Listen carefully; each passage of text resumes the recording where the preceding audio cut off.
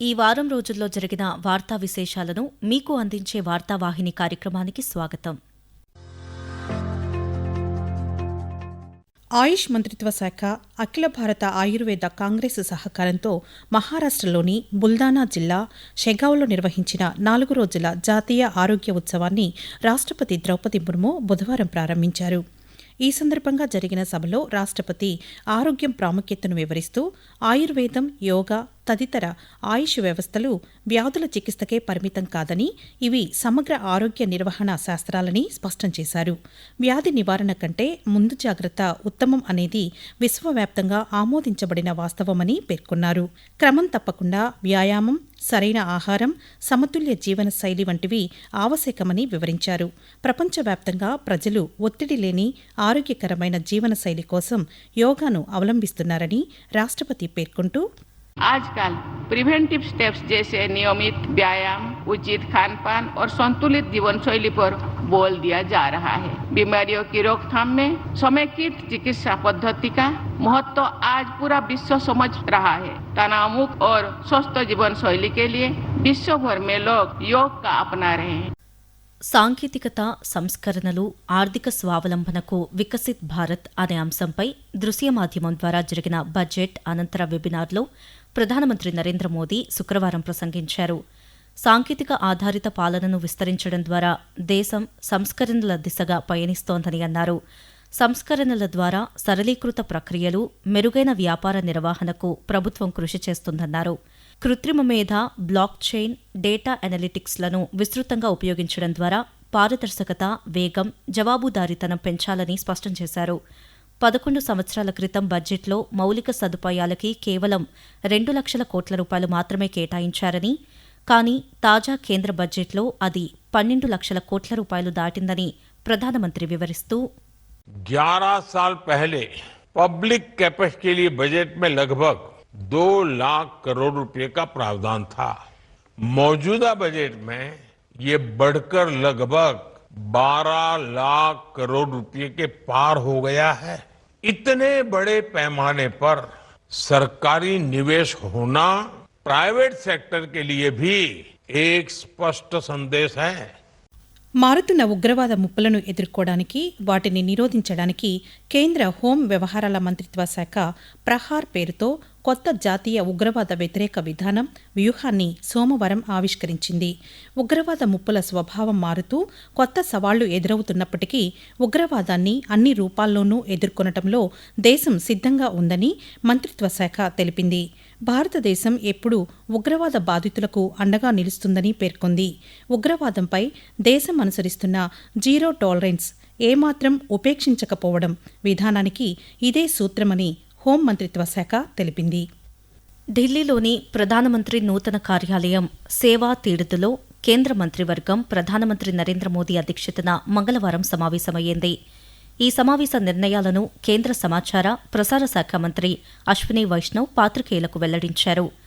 9,072 కోట్ల రూపాయల అంచనా వ్యయంతో మహారాష్ట్ర, మధ్యప్రదేశ్, బీహార్, జార్ఖండ్లోని 8 జిల్లాలను కలుపుతూ నిర్మించే 3 రైల్వే ప్రాజెక్టులకు మంత్రివర్గం ఆమోదం తెలిపినట్లు వెల్లడించారు. శ్రీనగర్ అంతర్జాతీయ విమానాశ్రయంలో 1,677 కోట్ల రూపాయలతో సివిల్ ఎన్క్లేవ్ అభివృద్ధికి, గుజరాత్లో గిఫ్ట్ సిటీ నుండి షాపూర్ వరకు మెట్రో విస్తరణకు ఆమోదం లభించినట్లు తెలిపారు. అలాగే కేరళ రాష్ట్రం పేరును కేరళంగా మార్చే ప్రతిపాదనకు కేబినెట్ ఆమోదం తెలిపిందని, పేరు మార్పు బిల్లును రాష్ట్ర శాసనసభ ఆమోదానికి పంపుతామని మంత్రి తెలిపారు. రాష్ట్ర అసెంబ్లీ ఆమోదం తర్వాత బిల్లును పార్లమెంట్లో ప్రవేశపెడతామని అశ్విని వైష్ణవ్ పేర్కొంటూ, जब से भाषा के आधार पर राज्यों के डिलिमिटेशन हुए, तब से एक बड़ी डिमांड थी कि केरला का नाम केरलम होना चाहिए. आज इस फैसले के बाद में माननीय राष्ट्रपति ji Kerala alteration of name bill 2026 राज्य की विधानसभा के पास भेजेंगे और उनके निर्णय के आने के बाद में भारत सरकार इसमें अगला स्टेप लेगी. వర్షాభావ పరిస్థితుల కారణంగా 2025 ఖరీఫ్ పంట కాలంలో ఆంధ్రప్రదేశ్ ప్రభుత్వం కరువు ప్రాంతాలుగా ప్రకటించిన జిల్లాల్లో ఉపాధి హామీ పథకం కింద 50 రోజుల అదనపు పని దినాలు కల్పించనున్నట్లు కేంద్ర గ్రామీణాభివృద్ధి శాఖ సహాయ మంత్రి పెమ్మసాని చంద్రశేఖర్ గురువారం వెల్లడించారు. అన్నమయ్య, శ్రీ సత్యసాయి, ప్రకాశం జిల్లాల్లోని 37 మండలాల్లో ఉపాధి హామీ పథకం కింద 2025-26 ఆర్థిక సంవత్సరంలో అదనపు పని దినాలు కల్పించనున్నట్లు ఈ మేరకు సామాజిక మాధ్యమం ఎక్స్ వేదికగా తెలిపారు. దీని ద్వారా ఆయా ప్రాంతాల్లోని ప్రతి కుటుంబానికి ఉపాధి పరిమితి 100 రోజుల నుంచి 150 రోజులకు పెరిగి వారికి జీవన భద్రత కలుగుతుందని తెలిపారు. గ్రామీణ పేదల సంక్షేమానికి ఈ అదనపు ప్రయోజనం కలిగించినందుకు ప్రధానమంత్రి నరేంద్ర మోదీ, కేంద్ర గ్రామీణాభివృద్ధి శాఖ మంత్రి శివరాజ్ సింగ్ చౌహాన్లకు పెమ్మసాని చంద్రశేఖర్ ధన్యవాదాలు తెలిపారు. కేంద్ర సహకార శాఖ మంత్రి అమిత్ షా ఢిల్లీలో భారత్ టాక్సీ డ్రైవర్లతో సోమవారం ముఖాముఖి సంభాషించారు. ఈ సందర్భంగా అమిత్ షా మాట్లాడుతూ భారత్ టాక్సీ సహకార సంస్థ డ్రైవర్లకు యాజమాన్య హక్కును కల్పించి సాధికార సారథులను చేస్తుందని పేర్కొన్నారు. ప్రైవేట్ టాక్సీ సేవా సంస్థలకు సంబంధించిన సమస్యలను పరిష్కరించడమే కాకుండా వచ్చే లాభాలు సహకార సంస్థకు కాకుండా నేరుగా డ్రైవర్లే పొందుతారని ఆయన వివరించారు. భారత్ టాక్సీ ప్రపంచంలోనే అత్యంత పారదర్శకమైన క్యాబ్ సర్వీసుగా అవతరిస్తుందన్నారు. సారథి దీదీ ద్వారా మహిళా ప్రయాణికులు తమ ప్రయాణాల కోసం మహిళా డ్రైవర్లను ఎంచుకోవచ్చని అమిత్ షా వివరిస్తూ ये जो कंसेप्ट है वो ये है कि जो श्रम कर रहा है, जो मेहनत कर रहा है, उसी को मुनाफा मिले, किसी सेठ को न मिले। अब आप भारत टैक्सी का विचार क्यों आया? ये जो आपने कहा ढेर सारी कंप्लेंट्स आती थी, 30% कट जाता था, कोई सर्टेनिटी नहीं थी, कोई सुरक्षा नहीं थी, जितनी भी कंप्लेंट्स है वो, इसका निवारण क्या? वो जो कंपनियां हैं वो कंपनियां चलाने का उद्देश्य मालिक को धनी बनाना है। फर्क इतना है कि मालिक आप हो। నలుగురు మావోయిస్టు కీలక నేతలు హైదరాబాద్లో తెలంగాణ డీజీపీ బి శివధర్ రెడ్డి ఎదుట మంగళవారం లొంగిపోయారు. ఈ మేరకు డీజీపీ విలేకరుల సమావేశంలో వివరాలను ప్రకటించారు. తిప్పిరి తిరుపతి అలియాస్ దేవూజీ, మల్లా రాజిరెడ్డి అలియాస్ సంగ్రామ్, బడే చొక్కారావు అలియాస్ దామోదర్, నూనె నరసింహారెడ్డి అలియాస్ గంగన్నలు లొంగిపోయినట్లు డీజీపీ తెలిపారు. ఈ కీలక నేతల లొంగుబాటుతో మావోయిస్టు పార్టీ తెలంగాణ రాష్ట్ర కమిటీ పూర్తిగా నిర్వీర్యం అయ్యిందని ఆయన పేర్కొన్నారు. ప్రభుత్వ అభివృద్ధి, సంక్షేమ పథకాల వల్ల ఉద్యమం బలహీనపడిందని, మావోయిస్టులు అభివృద్ధిలో భాగస్వాములు అవుతున్నారని ఆయన అన్నారు. లొంగిపోయిన ప్రతి మావోయిస్టుకు డీజీపీ 25 లక్షల రూపాయల చెక్కును అందజేశారు. వీరికి భద్రతతో పాటు ప్రభుత్వ పరంగా పునరావాస కల్పనపై హామీ ఇచ్చారు. జమ్మూ కాశ్మీర్లోని కిష్త్వార్ జిల్లా చత్రూ ప్రాంతంలో 326 రోజుల పాటు అత్యంత ఎత్తులో చేపట్టిన సంయుక్త ఆపరేషన్లో 7 ఉగ్రవాదులను హతమార్చినట్లు జమ్మూకు చెందిన భారత ఆర్మీ వైట్ నైట్ కోర్ సామాజిక మాధ్యమం ఎక్స్ వేదికగా సోమవారం ప్రకటించింది. ఈ ఆపరేషన్ను గ్యాలెంట్ పెర్సివరెన్స్ గా పేర్కొంది. కిష్త్వార్లోని కఠినమైన భూభాగాలు, ప్రతికూల వాతావరణ పరిస్థితులలో ఈ సుదీర్ఘమైన ఆపరేషన్ను నిర్వహించినట్లు తెలిపింది.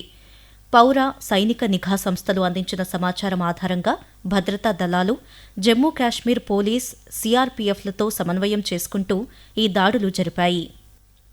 ఏక్ భారత్ శ్రేష్ఠ భారత్ కార్యక్రమంలో భాగంగా విజయవాడ లోక్ భవన్ దర్బార్ హాల్లో జరిగిన అరుణాచల్ ప్రదేశ్, మిజోరాం రాష్ట్ర వ్యవస్థాపక దినోత్సవ వేడుకలకు ఆంధ్రప్రదేశ్ గవర్నర్ ఎస్ అబ్దుల్ నజీర్ మంగళవారం ముఖ్య అతిథిగా పాల్గొన్నారు. ఈ సందర్భంగా గవర్నర్ అబ్దుల్ నజీర్ మాట్లాడుతూ అరుణాచల్ ప్రదేశ్ అందమైన పర్వతాలు, బౌద్ధ మఠాలు, సరస్సులు, సంస్కృతికి ప్రసిద్ధి చెందిన రాష్ట్రమని చెప్పారు. ఇక మిజోరాం రాష్ట్రంలో భారతదేశంలో అత్యధిక సంఖ్యలో తెగలు ఉన్నాయని, ఆ రాష్ట్రంలో 84.5% అటవీ విస్తీర్ణం ఉందని అన్నారు. ఏక్ భారత్ శ్రేష్ఠ భారత్ కార్యక్రమం వివిధ రాష్ట్రాలు, కేంద్రపాలిత ప్రాంతాల సంస్కృతి, సంప్రదాయాలు, ఆచారాల గురించి తెలుసుకోవడానికి వీలు కల్పిస్తుందని, రాష్ట్రాల మధ్య మెరుగైన అవగాహన, దృఢమైన బంధానికి వీలు కల్పిస్తుందని, తద్వారా భారతదేశ ఐక్యత, సమగ్రతను బలోపేతం చేస్తుందని గవర్నర్ పేర్కొన్నారు. భారత ఎన్నికల సంఘం ఈసీఐ రాష్ట్ర ఎన్నికల కమిషనర్ల జాతీయ రౌండ్ టేబుల్ సమావేశాన్ని ఢిల్లీలో మంగళవారం నిర్వహించింది. భారత ముఖ్య ఎన్నికల కమిషనర్ జ్ఞానేష్ కుమార్ ఈ సమావేశాన్ని ఉద్దేశించి ప్రసంగించారు. ఏ ప్రజాస్వామ్యానికైనా స్వచ్ఛమైన ఓటర్ల జాబితా పునాది అని పేర్కొన్నారు. ఓటర్ల ప్రత్యేక సమగ్ర సవరణ ఎస్ఐఆర్ గురించి మాట్లాడుతూ అర్హత ఉన్న ప్రతి ఓటరు పేరు జాబితాలో ఉండాలని, అనర్హుల పేర్లను తప్పనిసరిగా తొలగించాలని స్పష్టం చేశారు. ప్రత్యేక సవరణ ప్రక్రియ బీహార్లో ప్రారంభమైందని, ఎటువంటి అభ్యంతరాలు లేకుండా అత్యంత పారదర్శకంగా, దోషరహితంగా పూర్తయిందని వివరించారు. ఈ ప్రక్రియ ఆ తర్వాత మరో 12 రాష్ట్రాల్లో కొనసాగిందని, అందులో 11 రాష్ట్రాల తుది ఓటర్ల జాబితా ఇప్పటికే ప్రచురితమైందని తెలిపారు. ఓటర్ల జాబితాను కేవలం పారదర్శకంగా మార్చడంతో పాటు సులభంగా అందుబాటులో ఉండేలా చేయడం కూడా ముఖ్యమని భారత ముఖ్య ఎన్నికల కమిషనర్ జ్ఞానేష్ కుమార్ తెలియజేస్తూ, Pure electoral rolls are the bedrock of any democracy. And the Election Commission of India, in its historic pursuit, started this special intensive revision wherein which all eligible electors should be inside the rolls, while at the same time ineligible electors should be excluded, in line with Article 326 of the Indian Constitution. ఈ ఏడాది 52 వారాల్లో 52 సంస్కరణలను చేపట్టాలనే భారతీయ railway సంకల్పంలో భాగంగా ఆ శాఖ మంత్రి అశ్విని వైష్ణవ్ మరో 2 సంస్కరణలను గురువారం ప్రకటించారు. భారతీయ రైల్వేలో ఆవిష్కరణలను ప్రోత్సహించేందుకు అంకుర సంస్థలు, ఆవిష్కర్తలు పాలుపంచుకునేలా రైల్ టెక్ పోర్టల్ను అశ్విని వైష్ణవ్ ప్రారంభించారు. అదేవిధంగా railway claims tribunal end to end digitalization కోసం రైల్ టెక్ పాలసీని కూడా ఈ సందర్భంగా ఆయన ప్రకటించారు. అంతకుముందు నిర్దేశిత లక్ష్యాలను చేరుకోవడానికి అన్ని సౌకర్యాలతో కూడిన గతిశక్తి కార్గో టెర్మినల్స్తో పాటు మెరుగైన ఆన్బోర్డింగ్ సేవల కోసం 2 సంస్కరణలను రైల్వే శాఖ ప్రకటించింది. జాతీయ విద్యా పరిశోధన శిక్షణా మండలి ఎన్సీఆర్టీ 8వ తరగతి సాంఘిక శాస్త్రం కొత్త పాఠ్యపుస్తకంలో న్యాయ వ్యవస్థలో అవినీతిపై ఒక అధ్యాయాన్ని ప్రచురించడం న్యాయ వ్యవస్థ ప్రతిష్టను దెబ్బతీయడమేనని సుప్రీం ధర్మాసనం అసహనం వ్యక్తం చేసింది. ఈ అంశాన్ని సుమోటోగా పరిగణించిన సుప్రీంకోర్టు గురువారం విచారణ చేపట్టింది. ఈ పుస్తకంపై దేశ అత్యున్నత న్యాయస్థానం నిషేధం విధించింది. అన్ని భౌతిక ప్రతులను స్వాధీనం చేసుకోవాలని, డిజిటల్ మాధ్యమాల నుంచి తొలగించాలని సుప్రీంకోర్టు ఆదేశించింది. ఈ విచారణ సందర్భంగా అత్యున్నత న్యాయస్థానానికి కేంద్ర ప్రభుత్వం బేషరతుగా క్షమాపణలు చెప్పింది. ఈ వ్యవహారాన్ని తాము సమర్థించుకోవడం లేదని ప్రభుత్వం తరపున సొలిసిటర్ జనరల్ తుషార్ మెహతా స్పష్టం చేశారు. కేంద్ర వ్యవసాయ, రైతు సంక్షేమ శాఖ మంత్రి శివరాజ్ సింగ్ చౌహాన్ పూసా కృషి విజ్ఞాన మేళాను ఢిల్లీలో బుధవారం ప్రారంభించారు. ఈ సందర్భంగా ఆయన మాట్లాడుతూ కేంద్ర ప్రభుత్వం ఎరువుల లభ్యతను బలోపేతం చేస్తుందని, నకిలీ పురుగుమందుల అమ్మకాలను అరికట్టిందని తెలిపారు. రైతుల రుణాలను క్రమబద్దీకరించడానికి త్వరలో రైతులకు ప్రత్యేక గుర్తింపు సంఖ్యని ప్రవేశపెట్టనుందని పేర్కొన్నారు. కృషి విజ్ఞాన మేళా వ్యవసాయానికి మహాకుంభమేళాగా మారాలని, వ్యవసాయ ఆధారిత ఆవిష్కరణలతో పాటు రైతులు తమ ఉత్పత్తులను ప్రదర్శించడానికి ఈ మేళా వీలు కల్పించాలని శివరాజ్ సింగ్ చౌహాన్ తెలియజేస్తూ, ये कृषि का एक तरह से कुंभ होता है, देश का सबसे बड़ा कृषि मेला होता है, जिसमें कौन कौन से रिसर्च और शोध हुए, कौन सी नई तकनीकी आई, कौन से नए बीज आए, कौन सी अलग अलग पद्धतियां हैं कृषि की, कैसे और उत्पादन बढ़ा सकते हैं, रोगों का मुकाबला हम कैसे कर सकते हैं, इंटीग्रेटेड फार्मिंग की दिशा में हम कैसे आगे बढ़ सकते हैं, इसकी बेहतर जानकारी पूरे देश के किसानों को इसके माध्यम से दी जाती है. ప్రధానమంత్రి నరేంద్ర మోదీ శనివారం రాజస్థాన్లోని అజ్మీర్లో పర్యటించారు. ఈ పర్యటనలో భాగంగా 16,680 కోట్ల రూపాయల విలువైన బహుళ అభివృద్ది ప్రాజెక్టులకు ప్రధానమంత్రి ప్రారంభోత్సవ శంకుస్థాపనలు చేశారు. పట్టణాభివృద్ది, తాగునీటి సరఫరా, రోడ్లు, నీటిపారుదల, ఇంధనం, పారిశ్రామిక మౌలిక సదుపాయాలతో సహా పలు కీలక రంగాలకు చెందిన ప్రాజెక్టులు వీటిలో ఉన్నాయి.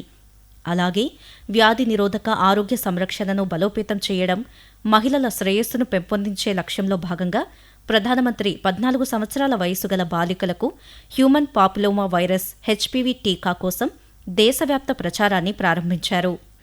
భారత విశిష్ట గుర్తింపు ప్రాధికార సంస్థ ఉడాయ్, గూగుల్ మ్యాప్స్ మధ్య గురువారం ఒక ఒప్పందం కుదిరింది. ఈ ఒప్పందం ప్రకారం ఇకపై దేశంలోని అన్ని ఆధార్ కేంద్రాల చిరునామాలతో కూడిన వివరాలు గూగుల్ మ్యాప్స్లో అందుబాటులో ఉంటాయి. దేశ పౌరులకు ఈ ఒప్పందం మరింత సౌలభ్యాన్ని పెంచుతుందని కేంద్ర ఎలక్ట్రానిక్స్ సమాచార సాంకేతిక మంత్రిత్వ శాఖ తెలిపింది. దివ్యాంగులకు అనుకూలమైన మౌలిక సదుపాయాలు, పార్కింగ్ సౌకర్యాల లభ్యత, పని గంటలు మొదలగు సమాచారాన్ని కూడా గూగుల్ మ్యాప్స్ ప్రదర్శిస్తుందని మంత్రిత్వ శాఖ తెలిపింది. ఈ సేవలు మరికొన్ని రోజుల్లో అందుబాటులోకి రానున్నాయని వెల్లడించింది. ఈ వారం రోజుల్లో జరిగిన వార్తా విశేషాలను మీకు అందించే వార్తావాహిని కార్యక్రమాన్ని ఇప్పటివరకు విన్నారు. వ్యాఖ్యానం కె సుమా, ఎం కల్పన. సమర్పణ ప్రాంతీయ వార్తా విభాగం, ఆకాశవాణి విజయవాడ కేంద్రం.